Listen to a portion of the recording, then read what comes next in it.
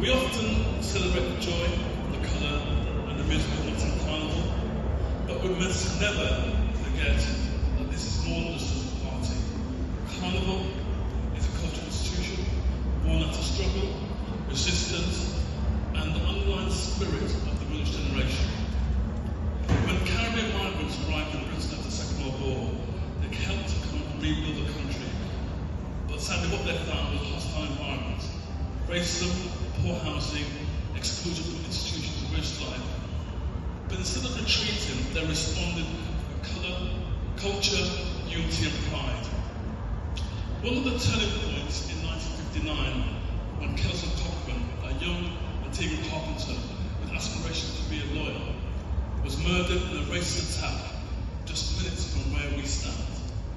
His death shocked the community, it galvanised movement, not just for justice, but for visibility and for celebration. That same year, Claudia Jones from Trinidad, born an activist editor of the West Indian Gazette, organised an indoor carnival event at St Pancras Town Hall.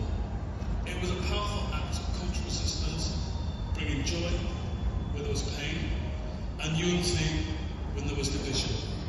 In the 1960s, the energy of Carnival as we know today came to the streets, thanks to community visionaries such as Vernon OBE and Selwyn Baptiste, with deep roots in the Caribbean community. Many members were from the British generation. They brought with them the tradition of calypso, steel pan, masquerade and sound systems, transforming Notting Hill into a vibrant display of Black British identity. Today, we have blue plaques around the city to remind us of these pioneers. From Claudia Jones in Camden to Vernon OBE and Kelson Cochrane in Notting Hill, we are surrounded by history. These are not just simply names, they are the foundation of one of Britain's greatest cultural achievements.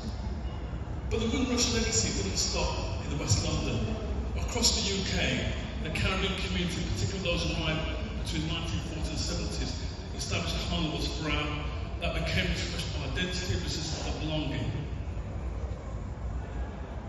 They included the Leeds West Indian Carnival, one of those also in Europe, St Paul's in Bristol, Manchester Carnival in Marseille, Luton International Carnival, and places like Hackney where I live. Anyone from Hackney?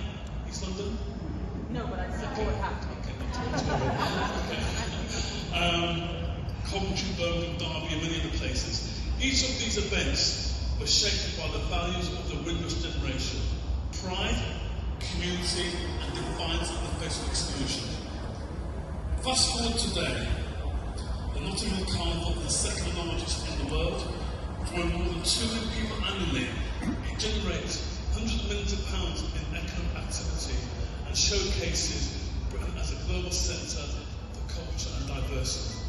However, despite its international stature, Carnival still faces risks, cuts to funding, rising costs, and lack of long-term investment into the future.